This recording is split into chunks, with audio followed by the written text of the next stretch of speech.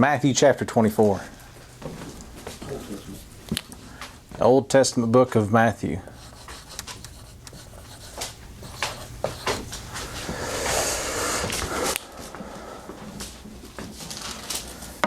There's going to be a lot of reading and things like that, so we'll get through some stuff. We can kind of see how this goes.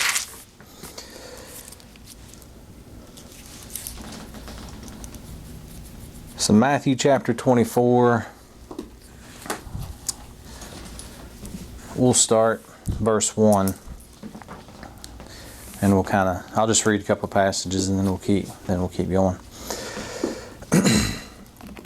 Matthew chapter 24, verse 1. And Jesus went out and departed from the temple, and his disciples came to him for to shew him the buildings of the temple. And Jesus said unto them, See ye not all these things? Verily I say unto you, there shall not be left here one stone upon another, that shall not be thrown down. And as he sat upon the Mount of Olives, the disciples came unto him privately, saying, Tell us, when shall these things be? And what shall be the sign of thy coming and of the end of the world? And Jesus answered and said unto them, Take heed that no man deceive you, for many shall come in my name, saying, I am Christ, and shall deceive many. And ye shall hear of wars and rumors of wars. See that ye be not troubled, for all these things must come to pass, but the end is not yet.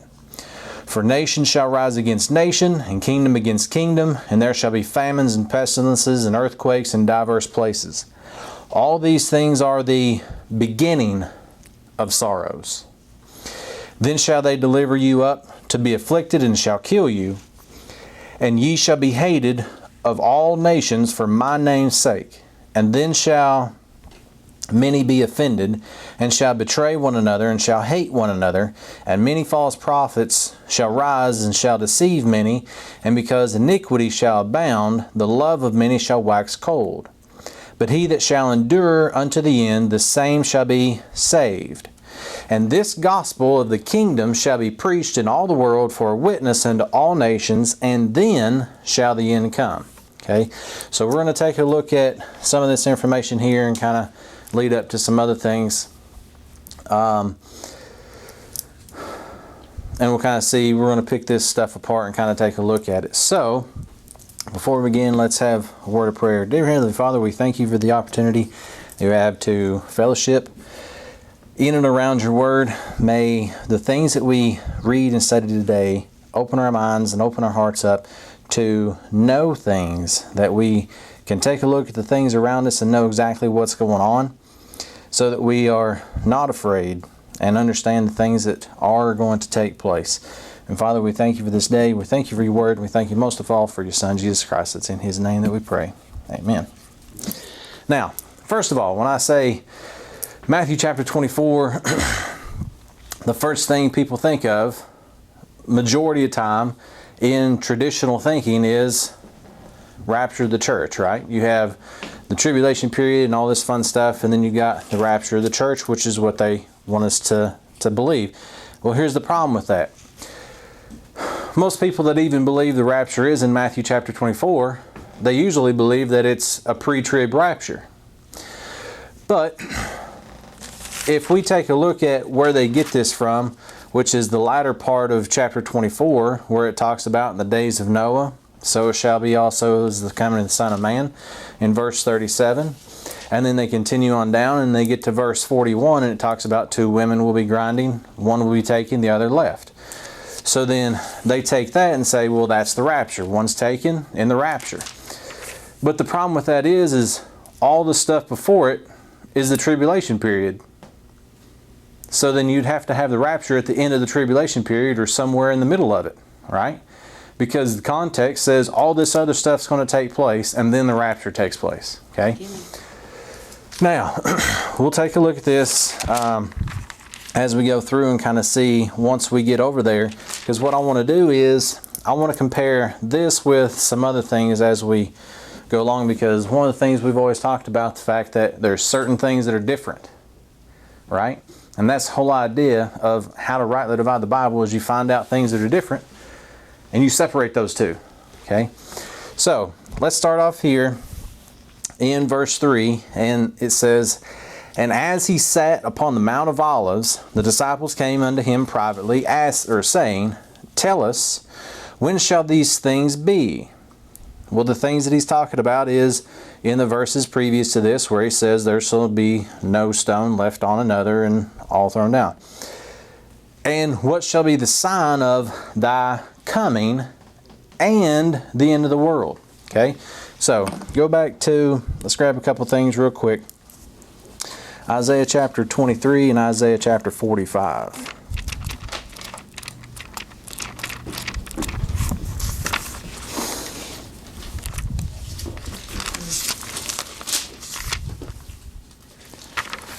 What was that again? Say it one more time. Isaiah chapter 23 and Isaiah chapter 45.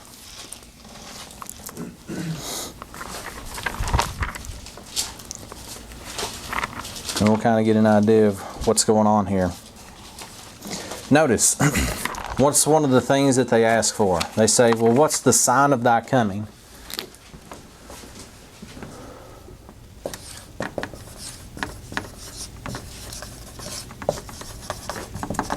Right? And what? What's the sign of thy coming and of the end of the world? So then there's also a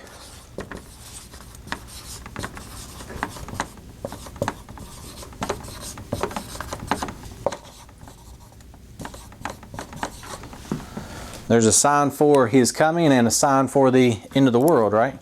So what are they looking for? They're looking for two different signs. Right?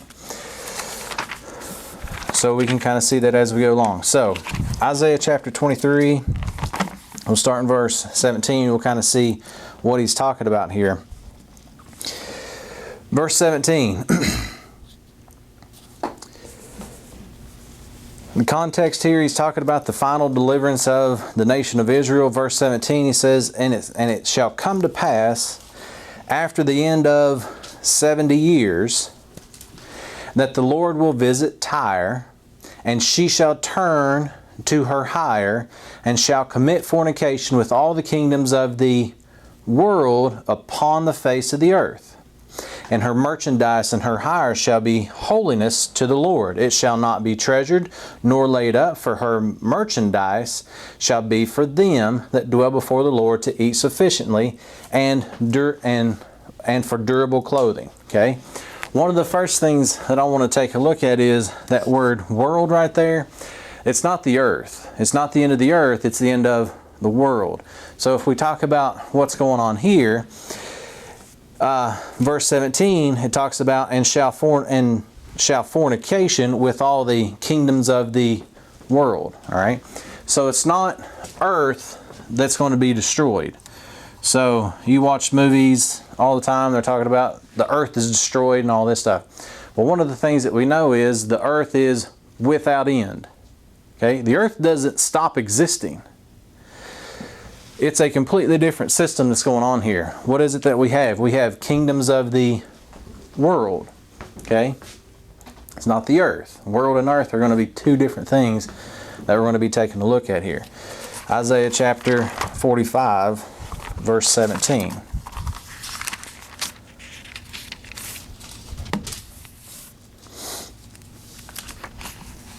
You know the wording of that. She shall turn to her hire and shall commit fornication with all the kingdoms of the world. It reminds me of Revelation 17. You're going to get to that. We'll get to that. Yeah. No, that's fine. That's fine. Isaiah chapter 45, verse 17. We see the fact here in verse 17. It says, "But Israel shall be saved in the Lord with an everlasting salvation. Ye shall not be ashamed nor confounded." What's that next three words? World without end. World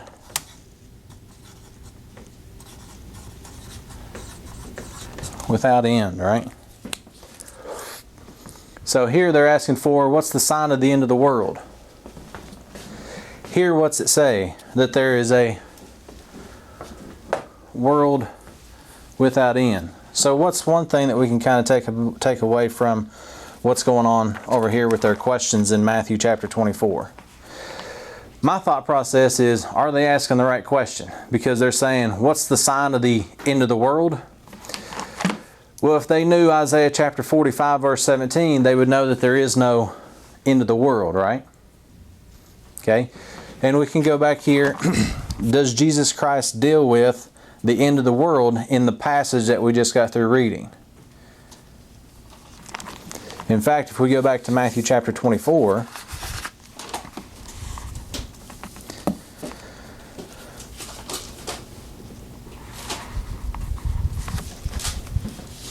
we go back to chapter 24, in verse 14, he says, in this gospel, and we'll talk about what that gospel is here in a second, this gospel of the kingdom shall be preached in all the world for the witness unto all nations, and then shall the what? End come. Does he say the end of the world? Just the end. Just the end, right? The end of what? Would be the question. And we're talking about here, these folks, they're looking at world. Really what it has to do with is what? What's going on? What's being preached right here in chapter 14? Verse 14. Gospel of the kingdom, right?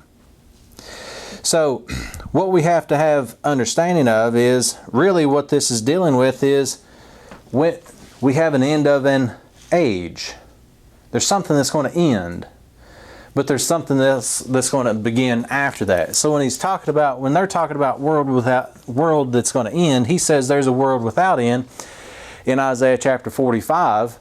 Really, what's he talking about when he says, when does the end come? It's the end of a particular age. It's an end of a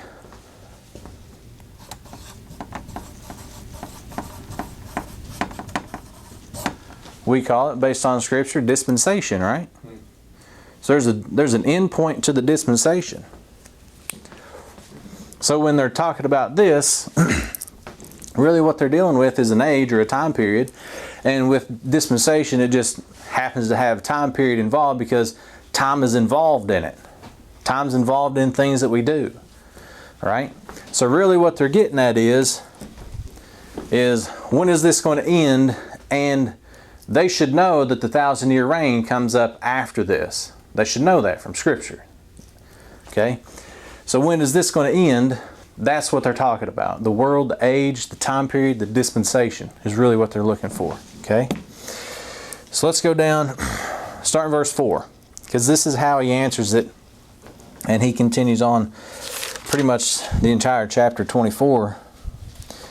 Except for the last little section, he's dealing with that. And we'll take a look at that. Verse 4, and Jesus answered and said unto them, take heed that no man deceive you.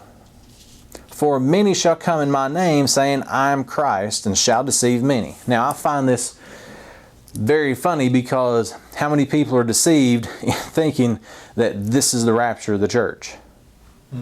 And he says, take heed that no man deceive you. First of all, I used to be one of those. well, and that's one of those things because you learn something, right? You were deceived, now you've learned something, you've changed your mind. Matthew chapter 24, the one issue is, if you believe that the church, the body of Christ, begins at Acts chapter 2, how can you have something that deals with the church before the church even begins? Right?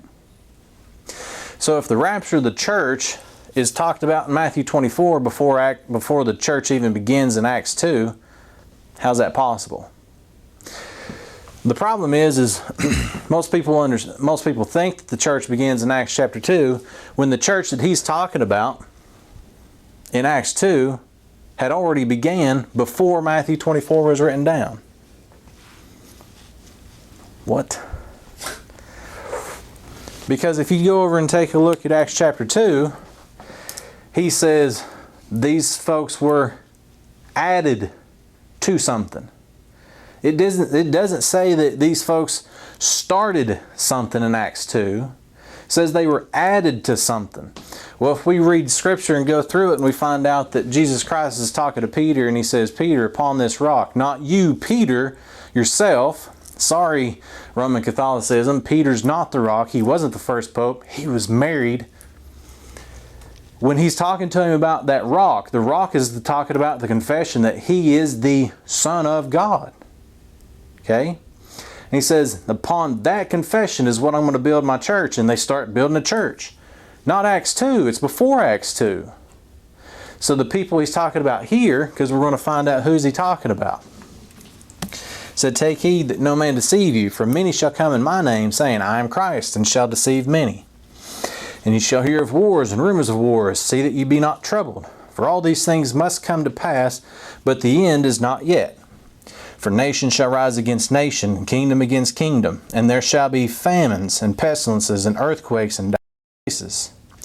All these things are the what?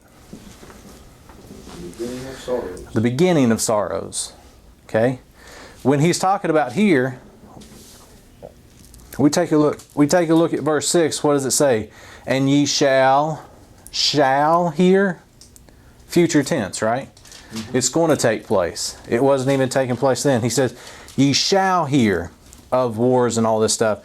And then he says, all these things that I just got through talking about in verse 5 and verse 6 to verse 7, those are the beginning of sorrows. Continue on.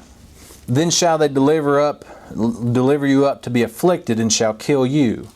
And ye shall be hated of all nations for my name's sake.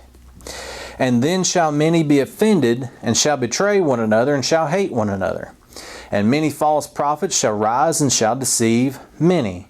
And because iniquity shall abound, the love of many shall wax cold.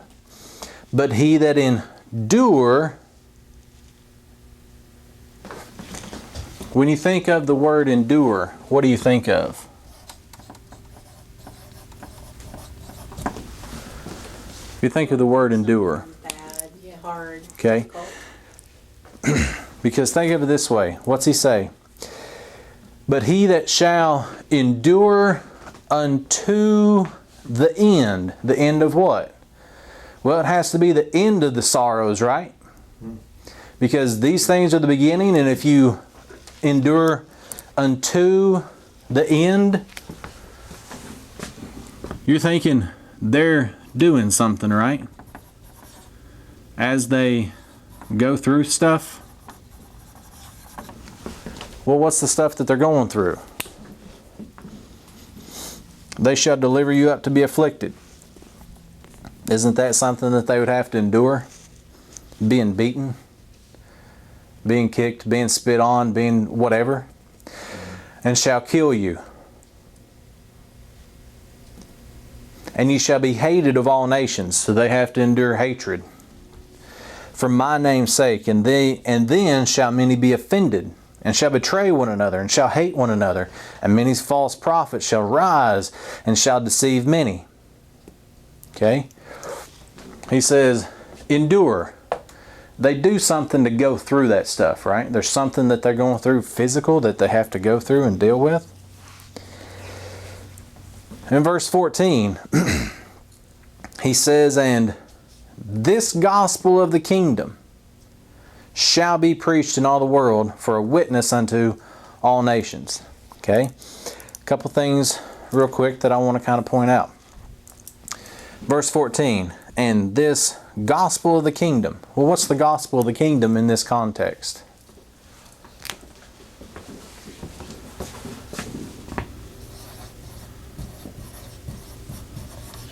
Endure to the end. Endure to the end. Right? Isn't that what he just gets through saying in the previous verse?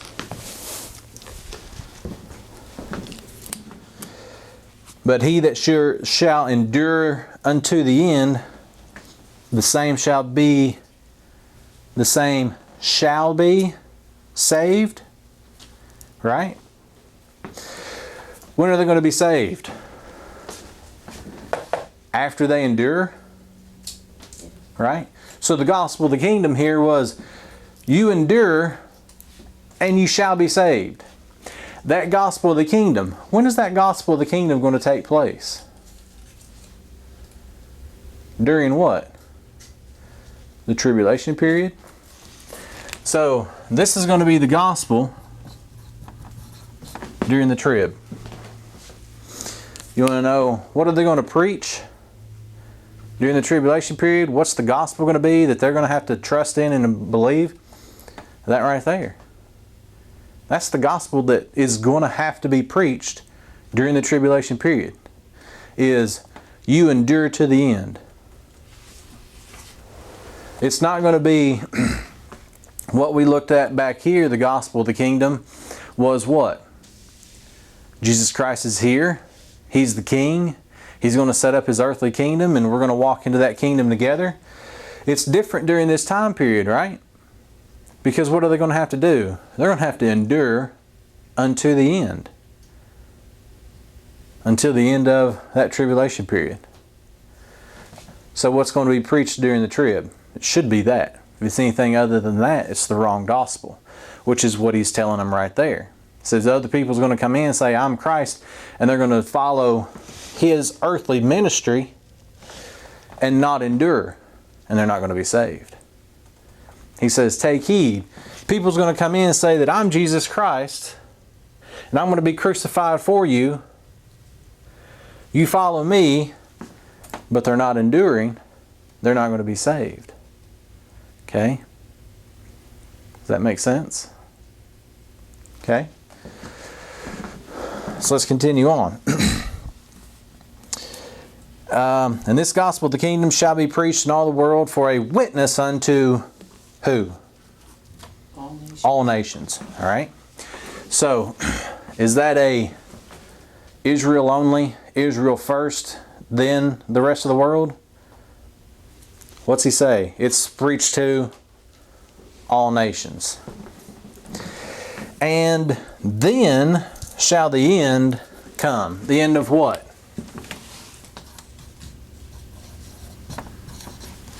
End of that particular dispensation, which ends in the trib, right?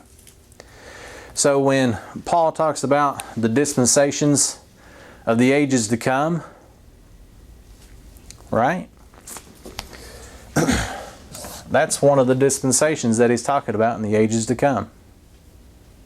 Is the tribulation dispensation. After that dispensation, you're going to have the 1,000 year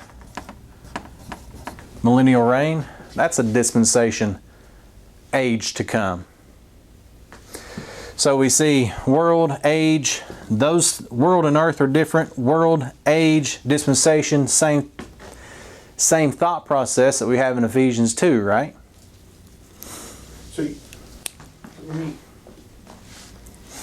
let me understand this. Yeah. You're saying that the tribulation is its own. Its own dispensation. Okay. Yeah.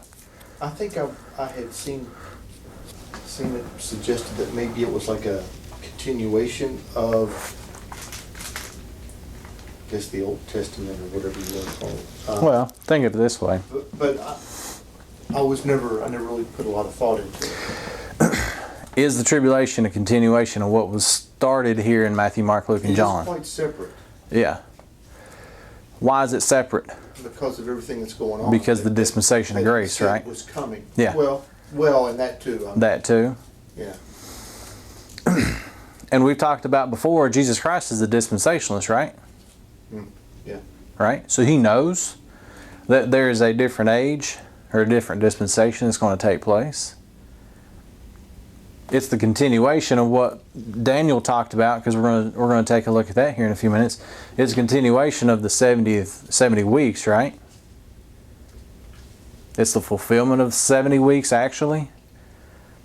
But within that, it's split up into the dispensation. You have this.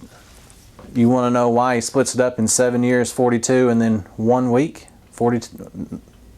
7 weeks, 42, and 1? It's the splitting up of that dispensation. It's in itself is split up. So you've got 7, 62. 62, and 1. I don't know why I said 42, but yeah. 7, 62, and 1. That's dispensational cut up. So I've never thought of that before. So I wonder why the first 7 would have been. We'll take a look at that sometime. Okay. Probably not now, but we'll take a look at that sometime. Okay. But it's split up. So then you got the 1,000-year reign. Okay. Now let me ask. That's its own thing. Let Yeah. me ask you this, or I'm going to forget it. You're fine. I already Go ahead. forgot it once. Okay. And this might be a discussion for a later time. Are you saying also that Jesus knew, when he was walking the earth, he knew there was going to be a dispensation of the grace of God? 'Cause I'm kind of fuzzy on that. Not that I'm losing sleep over it, but Yeah. I'm kind of fuzzy on how much he knew, and I'm just kind of curious. We can discuss that later if you'd like. Well, it's one of those things. Did he know that the dispensation, the grace of God, was going to come in at Acts 7 or Acts 9 and continue until this? My conjecture is the fact that he knows that 70 weeks is 7, 62, and 1. He knows that. Okay. Now, as far as there's really a gap between the 62 and 1, that would end up be called the dispensation of grace. That's a different subject. Did he know those 3 splits? Absolutely. Yeah. Now I understand that, Yeah. and maybe that's something for another class. Yeah. But yeah, I'm kind of. Now, the idea that did he know in his physical earthly body about the dispensation of the grace of God? When did he learn that? Personally, I'm not sure. I've heard things from 2 different groups of people. I do know that Jesus Christ was a dispensationalist. He knew how the dispensations are going to be divided up, which is why he read what he read in Isaiah when he goes into the synagogue when he was 12. I love that. So he knew about dispensationalism. He knew how to teach dispensation. He knew how to read the Bible based on that. Yeah. So he knew this split, and that's why he's teaching them this split. Technically, he's teaching them, this is what we're going through now. That's what's going to come up in a different age, different world, different time period, different dispensation. And then he also knew that there is a 1,000-year reign in that dispensation, right? And then he knows about the bottomless pit. And then he knows about the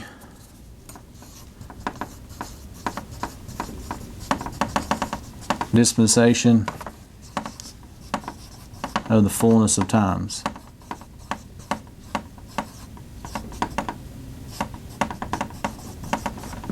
Right? So he knows that stuff. Now, whether or not he in his physical earthly body knew the dispensation of grace, I'm not completely convinced one way or another yet. Yeah, me too. Does it matter? We care a little bit. But I mean, does it really matter in the context of he knew he had to get these people prepared for that dispensation? The end of the earth, end of the age. He knew that. Whether he knew about the dispensation of the grace of God, did he in and of himself, before the foundation of the world, know that the dispensation of the grace of God was going to take place? Absolutely. Him and his earthly ministry, did he know? There's verses that would suggest he didn't. Because what's he tell the people around him at that time? It says, you're not going to die until this stuff starts going on. But people died. Right? He said, you're not going to taste death until the Son of Man come back in his glory. But they tasted death. How do you not know though? He's Jesus Christ. I know, but that's what I'm saying. There's things that would lead you to one way or the other. Like I said, I'm not completely totally convinced either way, but that kind of makes me think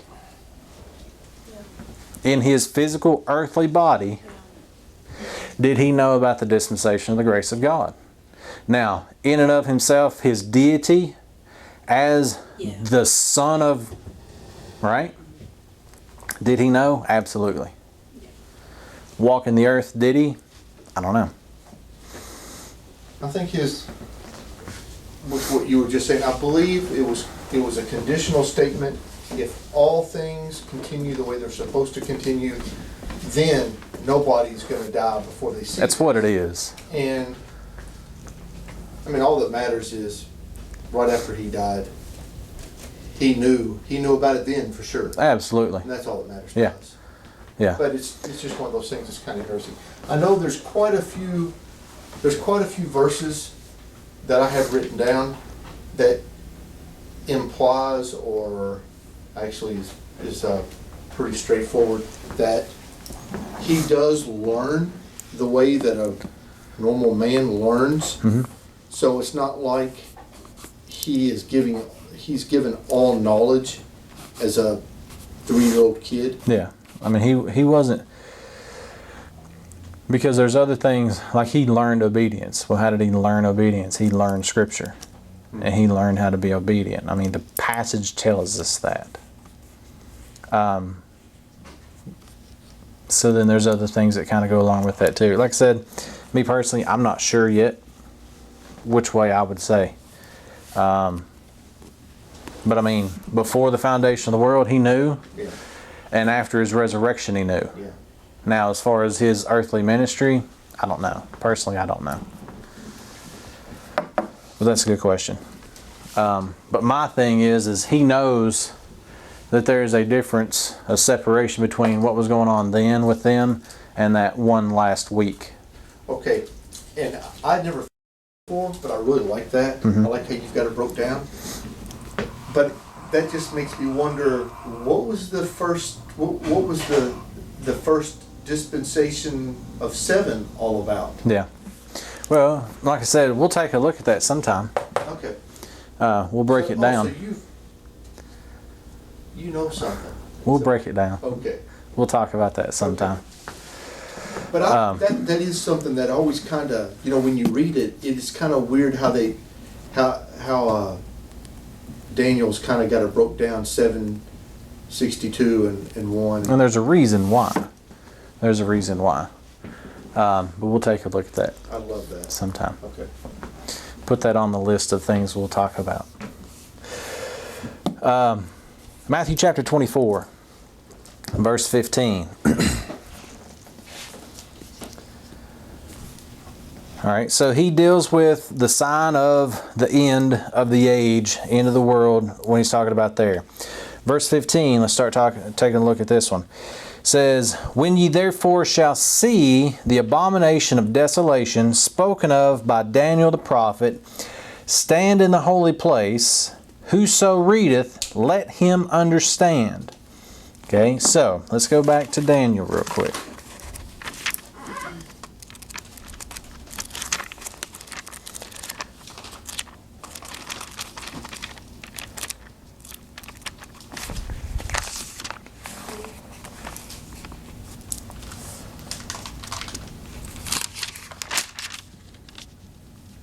Okay, we're going to get a couple things real quick. Grab Daniel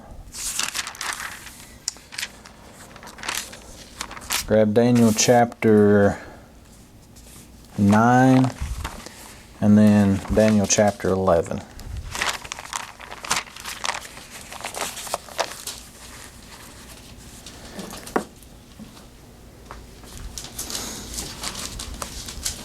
Okay, so I'm going to erase some of this stuff.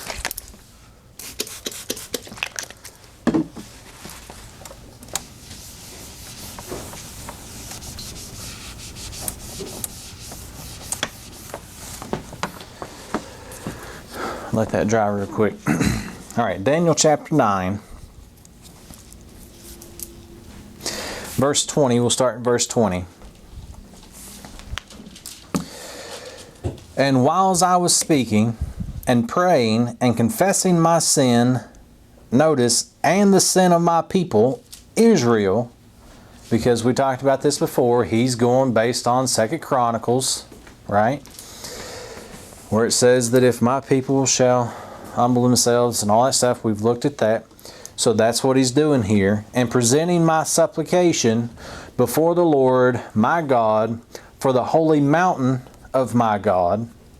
Yea, whiles I was speaking in prayer, even the man Gabriel, whom I had seen in the vision at the beginning, being caused to fly swiftly, touched me about the time of the evening oblation. All right. So the evening oblation there is just talking about the sacrifice. And you can go back to Psalm 141, verse 1 and 2, and it explicitly says oblation, it's the sacrifice. All right. This was the evening oblation, the evening sacrifice. All right. Verse 22, and he informed me and talked with me and said, O Daniel, I am now come forth to give thee skill and understanding. At the beginning of thy supplications, the commandment came forth, and I am come to shew thee, for thou art greatly beloved, therefore understand the matter and consider the vision. 70 weeks are determined upon thy people and upon thy holy city to finish the transgression, and to make an end of sins, and to make reconciliation for iniquity, and to bring in everlasting righteousness, and to seal up the vision of the prophecy, and to anoint the most holy. So, what's the purpose of those 70 weeks that's determined upon thy people? First of all, those 70 weeks are determined upon who? Thy people. Who's thy people, Daniel? Verse 20 he said, the sin of my people, Israel. So who's the 70 weeks for? Israel and Israel alone. Okay? Because of their sin. And it says it's determined upon thy people and thy holy city. Well, what's the holy city? You go back up to verse 19, he's talking about the city and thy people that's called by thy name. He's talking about Jerusalem and Israel. Okay? Well, what's the purpose of those things? There's 6 things that's the purpose. To finish the transgression, to make an end of sins, to make reconciliation for iniquity, to bring in everlasting righteousness, to seal up the vision and prophecy, and to anoint the most holy. So those are the 6 things of why those 70 weeks are determined upon thy people. Now, that goes along with why is it split up in that way, and we'll take a look at that one day. Now, this is what I'm wanting to look at. Go down to verse 26, all right? So he's talking about, well, let's go ahead and get this. Verse 25, let's keep going. Know therefore and understand that from the going forth of the commandment to restore and build Jerusalem unto the Messiah the Prince shall be 7 weeks and 62 weeks. The street shall be built again, and the wall even in troublous times. And after 62 weeks, Messiah be cut off, but not for himself. Okay? If you go back to Isaiah chapter 53, verse 8, it talks about Messiah being cut off and not for himself. Isaiah chapter 53 talks about the fact that he was bruised for iniquity. Whose iniquity? Israel's. Because in the context of Isaiah chapter 53, his people are the one that he's dying for. Not all nations, right? So we take a look here. That 70th week after the 66, so he talks about the fact that there's 7 weeks, 62 weeks, and after the 62 weeks, Messiah shall be cut off. Okay? So it's one of those things you can take a look at. I'll just put this back up here. You had 7 weeks, 62 weeks, and at the end of that 62 weeks, you have the death of Christ. Okay? At the end of the 62 weeks. Because what's it say? And after 62 weeks shall Messiah be cut off. And that, of course, when we go back to Isaiah 53, it's talking about the death of Jesus Christ. Then it continues on. And the people of the prince shall come, shall destroy the city and the sanctuary, and the end thereof shall be with a flood, and unto the end of the war desolations are determined. Notice, and he shall confirm the covenant with many for 1 week. All right, so that's this 1 week right here, and he's going to confirm a covenant. And in the midst of the week, so what I'm going to do is, let's just take a look at this week. All right, 1 week. In the midst of it. When you think of in the midst of something, you're going to think of the exact middle. Okay? Okay? So what takes place? In the midst of the week, what happens? He shall cause the sacrifice and the oblation to cease. And for the overspreading of abominations, he shall make it desolate, even until the consumption, and that determined shall be poured upon the desolate. Okay? So, back over here in Matthew chapter 24, he says, when ye therefore shall see the abomination of desolation, and we're going to take a look at that here in Daniel chapter 11 real quick, spoken of by Daniel the prophet, stand in the holy place, whoso readeth, let him understand. Then let them which be in Judea flee into the mountains. All right? So in the midst of this 7-year period, he's going to cause the sacrifice and the oblations to cease. All right? So if sacrifice and oblations are ceased here, what has to take place before that? They're going to have to reinstitute sacrifice and oblation, right? There's only one way you can take it away. If it's not there now, you have to reinstitute it. Okay? So that's some stuff to kind of think of as well. I guess that's why so many people think that there's going to be a new temple. Yeah. Yeah. And that's kind of the thing. They're going to rebuild the city in the Jerusalem, right? So they're going to rebuild it, and that's what he's talking about, the 62 weeks during that period after that. So when that takes place. Now, grab Daniel chapter 11. And we'll get a little bit clearer, hopefully, understanding of what's going on.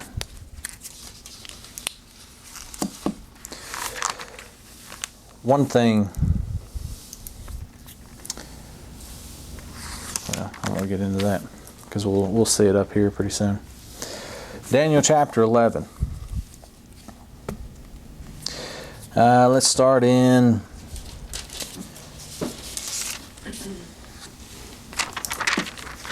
verse 21.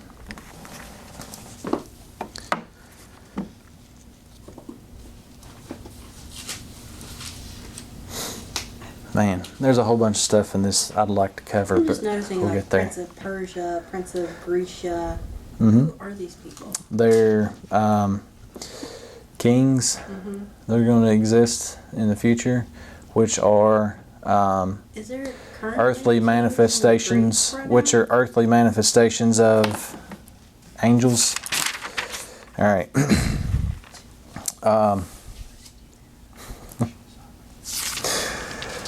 So what we just read in Daniel chapter 9,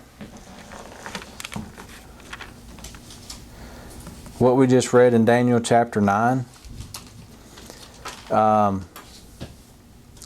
we saw the angel coming down to Daniel and touched him. Gabriel came down and touched him about the evening oblation. Daniel prayed for 21 days, right? He prayed, 21 days later, this takes place. And what happens is, Gabriel had to fight the king of Tyre, the king of all these kings these princes, as he came from the heavenlies down to Daniel. He fought people in those heavenly places on his way down. That's why it took him 21 days. And it's not keep praying because God's going to get your prayer in his own time. That's not what it was. What was taking place was he had to fight people to get down here to Daniel. That's why it took 21 days.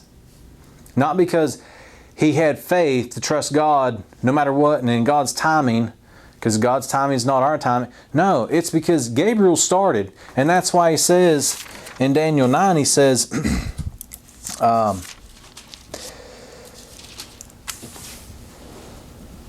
at the beginning of thy supplications, the commandment came forth, and I came to shew thee, for thou art greatly beloved. Therefore understand the matter and consider the vision. When did Gabriel start coming to Daniel? At the very beginning of his supplication and commandments, right? What did you just read? Verse 23 of Daniel 9. Okay. He says, at the beginning of thy supplications, the commandment came forth, and I came to shew thee. All right? And there's some other things we could take a look at there. But what's going on is he was fighting people on his way down. That's why it took so long. Or angels. Huh? Are you talking about? Talking about angels, Angels? yeah. That's who he's talking about when he's talking about the king of Tyre and king of Sidon, and when you're seeing all this stuff. Well, It's okay. This is a lot of stuff. it is a lot of stuff, but here's what's going to take place. Things on earth are mirrored from the things in heaven. So when he talks about a king of Syria here, there's a king of Syria up there.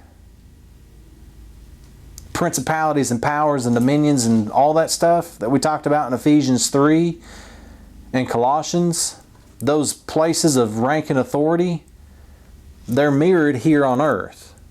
So when he's talking about when he's fighting through that, and we can take a look at that sometime, but he's fighting these people in the heavenly places to get down to Daniel. Right? We'll look at that sometime. Put that on our list. No, it's okay.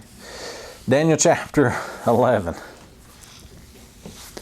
Like I said, there's a whole bunch of stuff I'd love to be able to get in here on Daniel chapter 11, but You could spend years. we could spend years in Daniel. There are a lot of stuff. I love Daniel.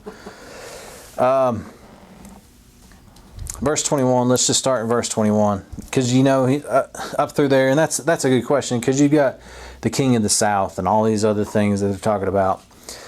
And the king of the north and all these things. And if you actually understand, the king of the north isn't Russia, as most people teach. It's actually Syria. And the king of the south is Egypt. Something else we can get into. Yeah, it is. But anyway, we get down here, verse 21. He's getting ready to talk about he's going to talk about this little horn that was actually originally talked about in Daniel chapter 8, which the little horn has to do with the Antichrist.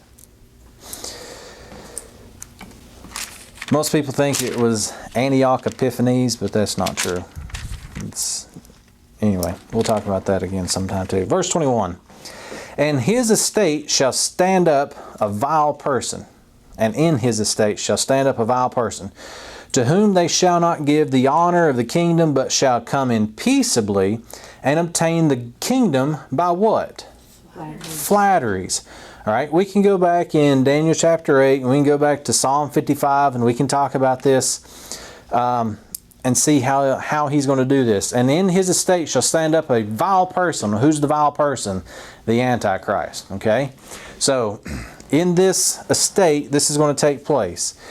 And it says, to whom they shall not give the honor of the kingdom. All right? So, that puts the rest.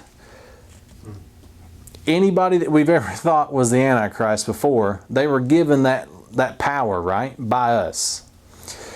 here it says, they shall not give the honor of the kingdom, but he shall come in peaceably and obtain the kingdom by flatteries. Okay?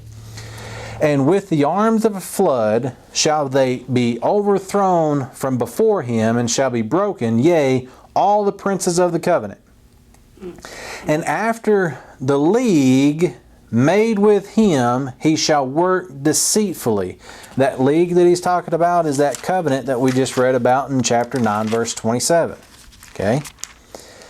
And after the league made with him, he shall work deceitfully, he shall come up and shall become strong with a small people. Okay? He shall enter peaceably, even upon the fattest places of the province, and he shall do that which his fathers have not done, nor his fathers' fathers. He shall scatter among them the prey and spoil and riches, yea, and he shall forecast his devices against the strongholds even for a time. And he shall stir up his power and his courage against the king of the south with a great army. And the king of the south shall be stirred up to battle with a very great and mighty army, but he shall not stand. For they shall forecast devices against him. Yea, they that feed of the portion of his meat shall destroy him, and his army shall overflow, and many shall fall down slain. And both these kings' hearts shall be to do mischief, and they shall speak lies at one table, but it shall not prosper, for yet the end shall be at the time appointed. Then said he, or then shall he return into his land with great riches, and his heart shall be against the holy covenant. And he shall do exploits and return to his own land. At the time appointed he shall return and come toward the south, but it shall be as the former or as the latter. For the ships of Chittim shall come against him, therefore he shall be grieved and return and have indignation against the holy covenant. So shall he do, he shall even return and have intelligence with them that forsake the holy covenant. And arms shall stand on his part, and they shall pollute the sanctuary of strength, and what? And shall take away the daily sacrifice, and they shall place the abomination that make desolate. So this is what we just read in Matthew chapter 24, verse 15. Okay? Because it says, wherefore, or when ye therefore shall see the abomination of the desolation spoken of by the prophet Daniel. He's taking you back to Daniel 11, verse 31. Okay? And when does this take place? Well, when do they stop the sacrifice? In the midst. In the midst, in that middle. All right? So, when that takes place, we can continue on and go down through here and kind of see what's going to happen.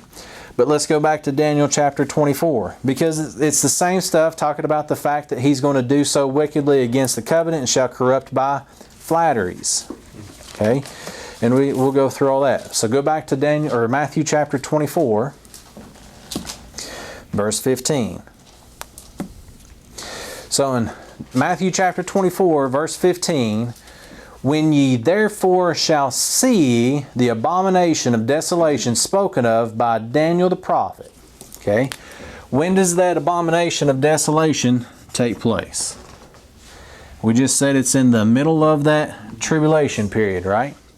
So, this first part he's talking about up here, when he says this right here, he's taking them right here to the middle of that tribulation period. And he says, when you see this take place, you'll start seeing some stuff, and we'll see what he's talking about. Verse 16. Then let them which be in Judea flee into the mountains. Okay? One thing real quick, and we could go run all this stuff, but I was telling you last week, Mike, there's a preacher who said, send me all non-perishable items, canned food and stuff like that, and I want to go stick it in the cracks of these mountains out there so the children of God will be fed. And people sent that guy money and sent him food, and he was going to take that out there because God said, you're going to do this for me. Okay? They're going to flee out here. They're going to flee in verse 6. Then them which be in Judea flee into the mountains. Go over to Revelation chapter 12 real quick. And people sent that guy money because the Word of God came to him and said, I want to use you to feed my people during the tribulation period. And he's going to hide that food. Revelation chapter 12. That has to do with this. Yeah. Crazy. Yeah. We'll start in verse 13. Okay? Now, there's a lot of stuff here that, like I said, for time's sake, I wish we could get into, but we can't. So verse 13. Verse 13 says, and when the dragon, who is a picture of the Antichrist, so if we went back in the context, we'd see that. And when the dragon saw that he was cast into the earth, he persecuted the woman. Well, who's the woman? In the context, the woman is Israel. Okay, which brought forth the man-child. Well, who's the man-child? The man-child was Jesus Christ. We can go back to Isaiah chapter 66, verses 5 through 9, and look at that. Verse 14, it says, and to the woman were given 2 wings of a great eagle, that she might fly into the wilderness, into her place where she is what? Nourished. For what? 3.5 years. Huh? 3.5 years. 3.5 years. How do we know that from the context of what's going on? He says, for a time and times and a half time from the face of the serpent. Time is going to be 1 year. Times is 2 year. And a half time is a half year. So there's your 3.5 years, right? So when that, because this kind of goes together as a puzzle if you think of it. He talks about the fact that the desolation, the abomination of desolation takes place, right? In the midst of it. And then we go back to Matthew chapter 24 and he says, well, when that takes place, the people of Judea is going to flee into the mountains. Well, when does that take place? According to Revelation chapter 12, we see that midst is actually exactly in halfway, because you've got 3.5 years that they're going to be out there in that mountain being what? Nourished. They're going to be fed of God. Not by some guy on a TV show that says, send me money and I'll buy food and stuff it and hide it in the crevices and all. God's going to nourish them. Okay? That's what's going to take place there. Okay, and then we can continue on going on there. Go back to Matthew chapter 24. You know, that's a very strange wording. You know, times, and half the time. I've always thought that's kind of strange. But there's a lot of strange wording. Yeah. It really forces you to have to think about things. You have to study. Yeah. Things To show yourself approved. Yeah. like that. Yeah. Verse 17. Chapter 24, Matthew 24:17. Let him which is on the housetop not come down to take anything out of his house. Neither let him which is in the field return back to take his clothes. And woe unto them that are with child, and to them that give suck in those days. So if you got a child or a baby, it's going to be bad. But pray ye that your flight be not in the winter, neither on the Sabbath day. Okay? So, when he talks about pray that your flight be not in the winter, what were they given in Revelation 12? Wings. There was 2 wings to take them to there. And then he talks about here, pray that your flight be not in the winter. Kind of makes sense, right? It goes together. Winter. I don't know. What's But pray ye that your flight be not in the winter, nor on the Sabbath day. What's the purpose of that? yeah? That's I'd like to know that. Yeah. Why? So they're hoping that that middle doesn't take place in the winter or on a Sabbath day. Well, what's the Winter purpose? being winter of its season, or winter meaning winter, what else could that mean? Well, I mean, it could go back into the fourth turning book that we Yeah, talked that's about what I was- before. The winter time, there's a particular type of time, Because it could be more dangerous. possibly.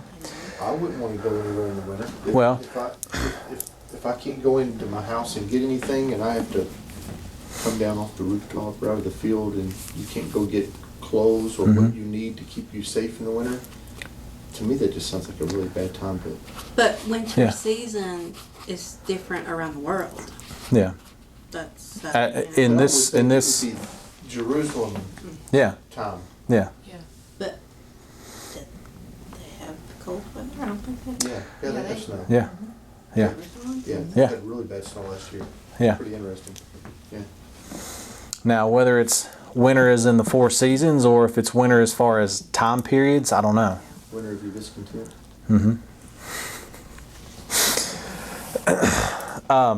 But it is kind of neat that it goes into that. Why? For then shall be great tribulation, such as was not since the beginning of the world to this time. No, nor ever shall be. Now, there's a bunch of different ways that we can kind of take this. He says, there shall be great tribulation, such as was not since the beginning of the world to this time. So from the beginning of the world until the time that he's speaking right there, so from the beginning until the time of him talking in Matthew 24, he says there's going to be tribulation, such as not was since the beginning of the world. All right? Now,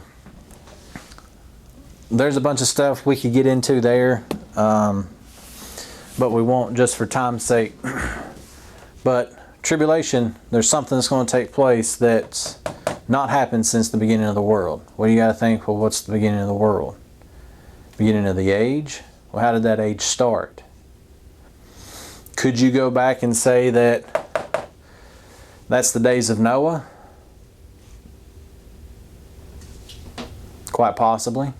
Because that's what he's going to here in a few verses. He's going to go to, as in the days of Noah, such are the days of the Son of Man. We'll talk about that. How did that great tribulation pan out? What did he do?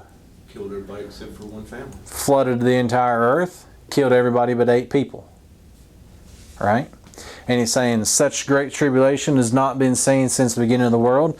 Could we take it back there and talk about that? Or could we take it back to the beginning of the world? In the beginning God created the earth. I mean, it just depends on how you want to do it. In the context of what's going to take place, I could see it being Noah. Okay, and we'll see that as we go through. And except those days be shortened, there shall no flesh be saved, but for the elect's sake, those days shall be shortened. Okay? Right here. For the elect's sake, those days shall be shortened. That right there is just kind of a picture of the mercy of God. Okay? For the elect's sake, those days are going to be shortened. Okay? If it takes place in the winter or on the Sabbath. And that's what the context is talking about. Verse 23. Then if any man shall say unto you, Lo, here is Christ, or there, believe it not. Why? Because of the false prophets he just got through talking about in the first few verses, right? For there shall arise false Christs and false prophets, and shall shew thee signs and wonders, insomuch that if it were possible, they shall deceive the very elect. And we can go over to 2 Peter chapter 2 and look at some of that stuff, how it works. But continue on, it says, Behold, I have told you before, wherefore if they shall say unto you, Behold, he is in the desert, go not forth. Behold, he is in the secret chambers, believe it not. Okay? When we talked about how does the Antichrist come in, he comes in with flatteries, and his what he's going to work with is going to be deception and deceit. You saw that in Genesis chapter 3, right? He came in and he deceived Eve and then deceived Adam, right? So it's the same thing. His trademark hasn't changed since day one. He's going to work the same way as he has since day one. All right? Verse 27. For as the lightning cometh out of the east and shineth even unto the west, so shall also the coming of the Son of Man be. So he kind of gives you an idea. He's going to come from the east and go to the west. He kind of gives you an idea. He's going to come from the east and go west. Okay? And we'll talk about that one day. When you talk about, I know this list is really big, but when you talk about, when you go back to Daniel and he talks about the figure that he sees, gold, silver, all that stuff, it's a degeneration and it's going from west to east, which is the wrong way. Jesus Christ, when he comes back, he comes from the east and he goes west. So when we first settled America and they said go west, they were doing the right thing. When you go west to east, that's the degeneration and it's the opposite of what should take place. Isn't that how they did it after the Garden of Eden? Yep. And Satan is going to want to follow, exactly. He's Yep. a great imitator. Mm-hmm. Think of it this way. Where was the Garden of Eden? There was a garden planted eastward of Eden. They started going and they were kicked out and they're going the wrong way since then. Also, if you remember, Paul had the vision Mm-hmm. in his dream to go west. Mm-hmm. I wonder where he was on his road to Damascus. Was it east or west of where he... Do you have a map in there? I believe that. See if you can find out. I think so. That's interesting. Yeah. Verse 28. For wheresoever the carcass is, there will the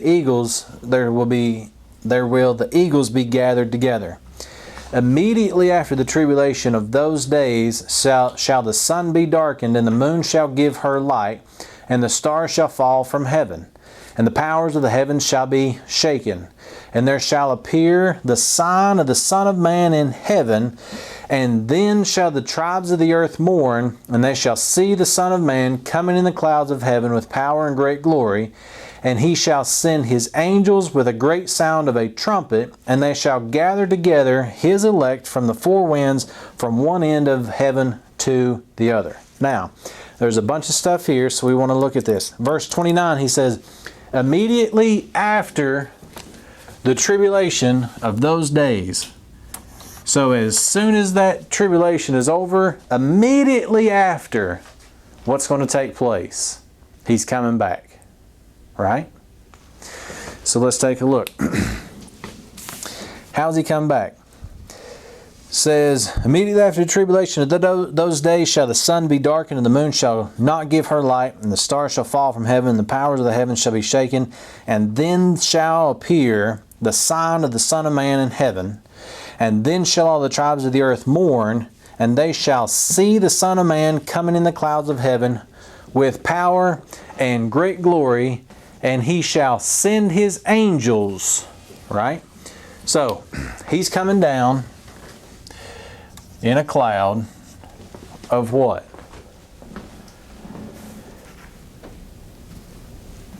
Out of the, coming in the clouds of heaven with power and great glory, right?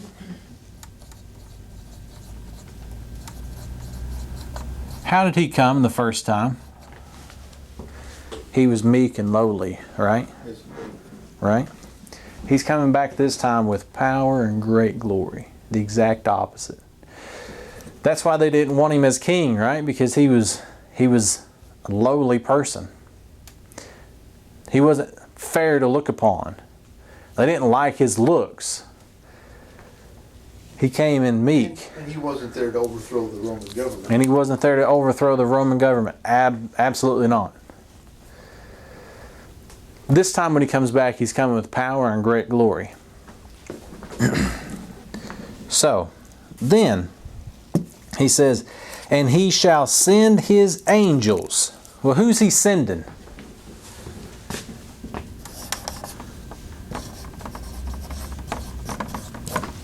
He sends his angels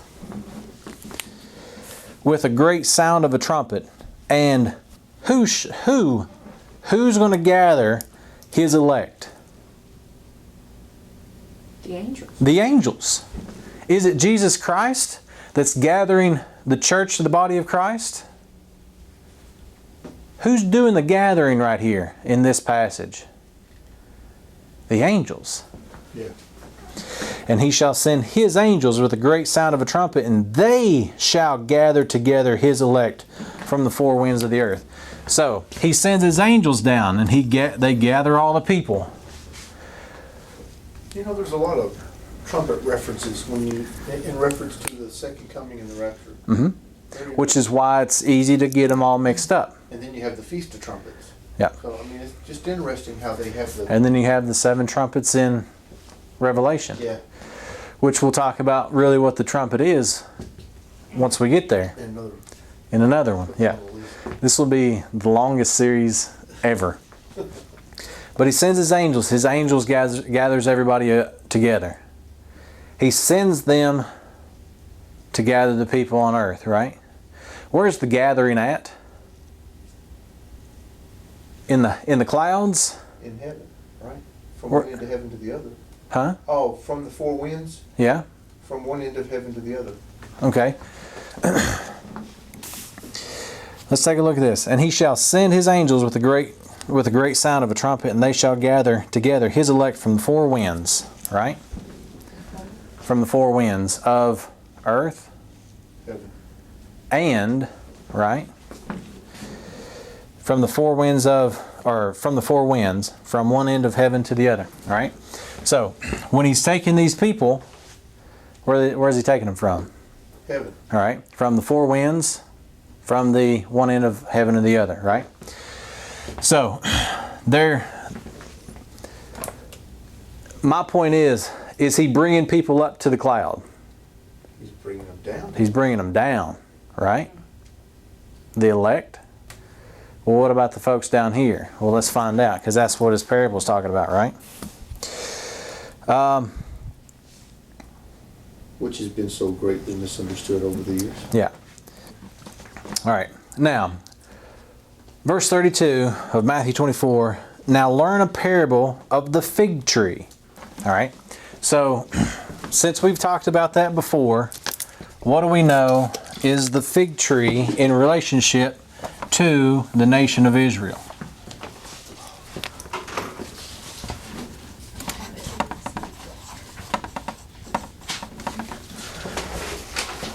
Do you remember? We had the 4 trees that we talked about out of Genesis. There were 4. Do we remember what the fig tree was about? Other notebook? I'm thinking it was the spiritual life of Israel. Am I wrong? Give me an hour and I'll find it. Fig tree was religious identity. Yeah. Oh, okay.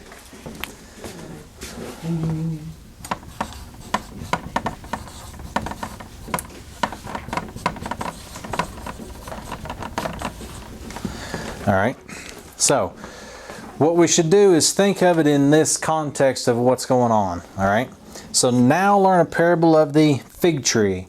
When his branch is yet tender and putteth forth leaves, ye know that summer is nigh. Okay. So, verse 33. So likewise ye. Who's the ye that he's talking about here? In the context, who's he dealing with? The nation of Israel, Jews, right? So likewise ye, when ye shall see all these things, know that it is near, even at the doors. Well, what's near? The end of the world. The end of the time, end of this world, end of this age, right? When ye shall see all these things that we just got through talking about, all these signs, that's the, what's that go back to? It says, when his branch is yet tender and putteth forth fruits, ye know that summer is nigh. So likewise ye, when ye shall see these things, know that it is near. What's near? The summer? Right? Okay, there's another reference of a season. Mm-hmm. So winter is over here. Mm-hmm. Summer's here. Mm-hmm. So here's the point.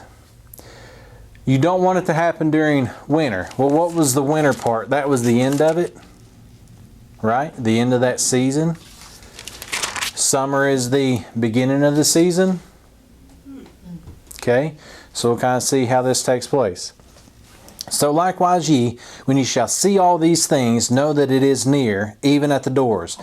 Well, the fig tree has to do with their religious system, right? And when that religious system starts bringing forth leaves, you know it's summer. The leaves are going to the, what? The signs. The summer has to do with the tribulation being near, right? So when you start seeing these things, what things? The leaves. Then you know that the tribulation is near, the summer is near, right? He's just setting up the sign. Now, even at the doors, verse 34. Verily I say unto you, this generation shall not pass till all these things be fulfilled. Well, what's all the things that he's talking about? In the context, he's talking about all that stuff's going to have to be fulfilled, right? This generation shall not pass till all these things be fulfilled. Heaven and earth shall pass away, but my words shall not pass away, right? So, continue on. Verse 36. But of that day and hour knoweth no man. Okay? And this is usually what people say. So you can't know the day, you can't know the hour, but you can know the year, or you can know the month, because he doesn't say that, right? Well, that's just silliness, because here's the point. He says, but of that day and hour knoweth no man, no, not the angels, but the Father only. Question real quick. Who's the only person that knows the day and the hour that it's going to take place? The Father. The Father. Did they know? Did any man know? Did the angels of heaven know? Does Jesus Christ in and of himself during his earthly ministry know? According to this, no. According to that, no. When he's talking about that, so when we talked about earlier, did he learn something about when that hour and that day is going to take place? When he went up to heaven and he found out, because we talked about the dispensation of grace, did he know about that? Did he know about the hour and the day of the tribulation coming? In and of himself, in his physical earthly body, did he know that? He says the only person that knows is the Father. Yeah. Does he now know the day and the time? Jesus Christ, from the foundation of the world, he knew when this stuff was going to take place. So is it such a hard thing to say that did he in and of himself and his earthly body know about the dispensation of the grace of God? And I think that goes along with him coming out of the heavenly realm and being part, and look at what you don't have now because you're here. Yeah. You know, Yeah. you're not part of that right now. Yeah. Well, because that kind of makes you think, could it be possible that he didn't know about the mystery in his earthly ministry? I would think so. The same way as this, right? Did he know about the hour and the day? No. So it works out, you can kind of see, that's why I'm saying, I'm not completely convinced one way or another, but I see things that kind of makes me think he didn't know during his earthly ministry while he lived in this physical body. Did he know about the when that tribulation period is going to start. The day and the hour. He said he didn't, right? The only person that knows is the Father. In his earthly being, he didn't know the day and the hour. Okay? Did he know at the eternal counsel of God when the Father, Son, and the Holy Spirit, the triune God, before the foundation of the world, set all this stuff in motion? Did they know? Absolutely. But here on earth, did he know the hour and the day of the tribulation going to take place? No. Right? So, would it be such a hard thing to think and understand that while he lived on this earth preaching and teaching the gospel of the kingdom, did he know about the mystery then? Maybe not. I think that kind of goes along with that. You could see that, right? Now, verse 37. And this is what we were talking about earlier. But as the days of Noah were, so also the coming of the Son of Man be. So when we talked about that there's going to be tribulation such as not since the world, since, I'm going to mess it up if I don't say it, if I don't get back there. For then shall great tribulation such as not was since the beginning of the world. So we could go back here and say, well, the beginning of the world would have been right after Noah, right? And he says, as in the days of Noah. We could kind of see this connection here. But as the days of Noah were, so shall also the coming of the Son of Man be. For as in the days that were before the flood, they were eating and drinking, marrying and giving in marriage, until the day that Noah entered into the ark. Okay? And knew not until the flood came and took them all away, so shall also the coming of the Son of Man be. All right? They were doing all this stuff before the flood, and the flood comes. What's it say about those people? For as in the days of Noah were, they did all this stuff until the day of Noah entered into the ark, and knew not until the flood came and took them all away. Where were they taken away to? These people who didn't get on the ark, where were they taken away to? Judgment. Judgment. All right? The ones who got on the ark, what?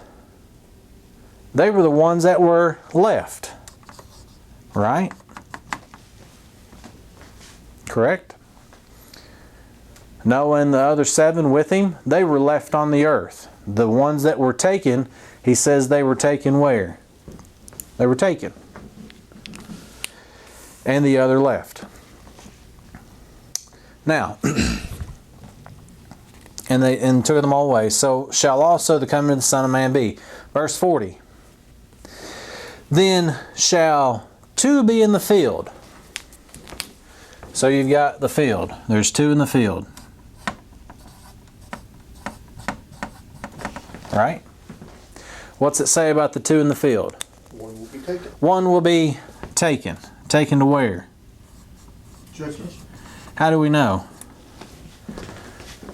Based on the context of what he was just talking about with Noah, right? Yeah. And he says the things that are taking place there is what's getting ready to take place. There's one taken and there's one what? Left. Okay?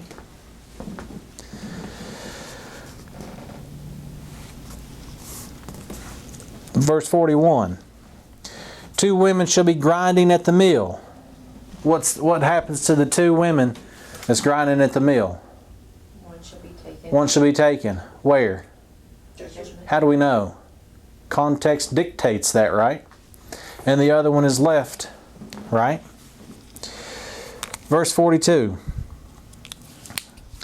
Watch therefore, for ye know not what hour your Lord doth come.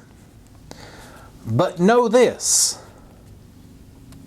Is there something you can know? You can know it.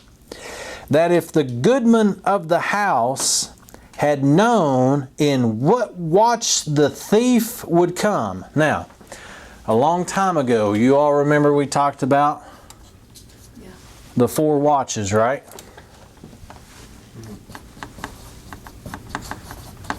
The one we didn't get to record.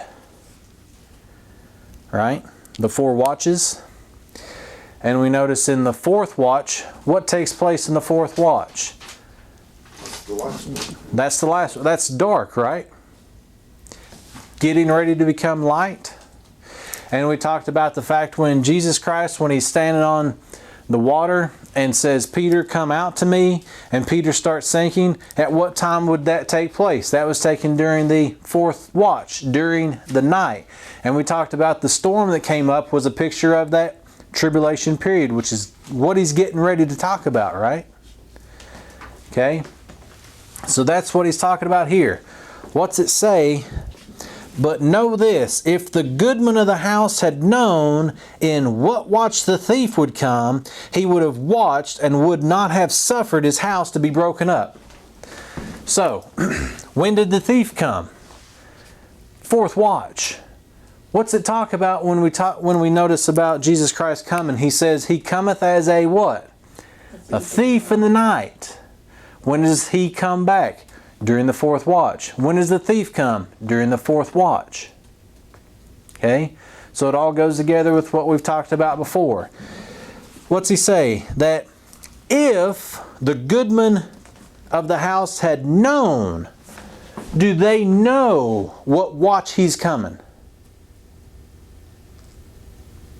The 4th watch. Yeah. They know. So if they study the book, they know which watch that he's coming. Right? So they know that he's going to come as a thief in the night. Verse 44. Therefore be ye also ready, for in such an hour as ye think not the Son of Man cometh. Who then is a faithful and wise servant, whom his Lord hath made ruler over his household, to give them meat in due season? We get back into the season stuff, right? So if we know that it starts in the summer, because we talked about that, right? The beginning of the time we see the fig leaves get their, or the figs get their leaves, we know that it is summer. Right? So, when we talk about this, summer is going to relate to the 1st watch. How many seasons are there? 4. How many watches are there? 4. 1st watch, summer. 2nd watch, autumn, fall. 3rd watch, winter. 4th watch, spring. Okay? But wouldn't Those things are the gonna. end considered spring? Huh? No, the end considered winter? No. The winter is right before spring, right? But He's going to come back in that 4th watch. He's saying, spring, summer, fall, and winter. yeah, No. summer, fall, winter, spring But I've got is how he's looking at it. that you said the winter is the end. Wouldn't that be? No. That's not what it says. Go back. No, it's fine. Verse 20 says, but pray ye that your flight be not in the winter, neither on the Sabbath day. Well, I've got it noted here at the end. So. Well, I thought you said that. So. here's what's going to happen, right? Summer, and over here we have spring, right? So somewhere in this time period you have fall and winter, right? When's that middle going to take place in the transition from fall to winter? Right? So that's why So- it says you don't want it to happen in the winter. You don't want it to happen then. You'll want it to happen here in the transition from fall to winter. Do what? Do what? I said pray not that it's in the winter, right? So when's that midst of the tribulation period going to take place? In that transition from fall to winter. Right? So then they're going to go through the winter time. Spring comes up. New life. New life. That's when they're saved. They get their salvation at that time. If they endure to the end, they shall be saved. Right?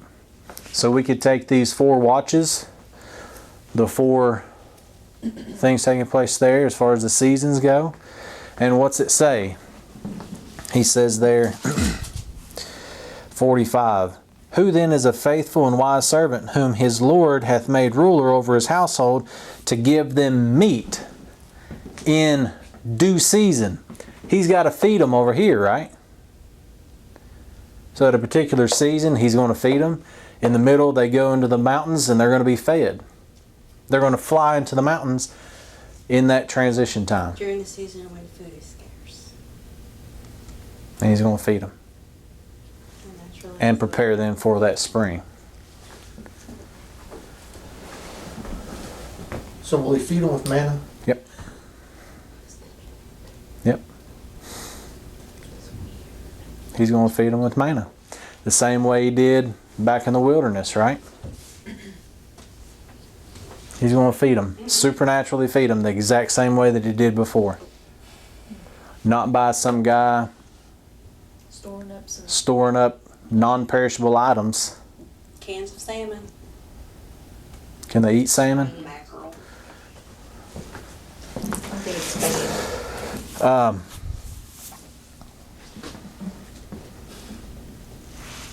So my thing is do we see the people who are taken, are they taken up to heaven to meet Jesus Christ in the air, in the clouds? No.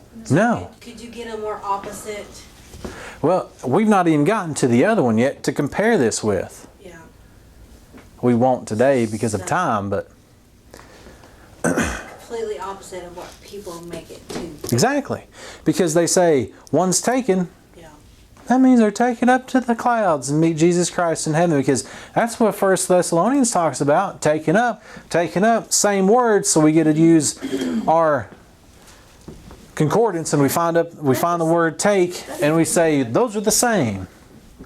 And we say, there we go. They were taken up to heaven. They were taken to judgment, because who was taken to judgment back here in Noah's time? They were taken. They were taken away. They died. All right? Noah is left. The context tells us that, and that's why I wanted to point that out as we went through. The context tells us that. Kirk Cameron. Yeah. In Matthew chapter 24, the people who are taken aren't taken up to meet Jesus Christ in the air as it is talked about in 1 Thessalonians and in Colossians, and we'll look at those, or Corinthians. Being taken doesn't always mean up. Yeah, they were taken to judgment. And the context tells you that. So when we take a look at 1 Thessalonians and we take a look at 1 Corinthians chapter 15 and some other passages where he talks about those are taken, he says they're taken up to meet Jesus Christ in the air. Notice, he sent his angels to do stuff, right? When we get to 1 Thessalonians and Corinthians, he doesn't talk about his angels. He comes and gets us himself. He doesn't use angels, right? Which goes back to we talked about before. Angels are strictly Israel. They were all about Israel. Yep. Yeah. They set up and they learn about God's grace and His knowledge by watching us. They're sitting there learning. They don't have time to go supernaturally do all the stuff that people say that they do.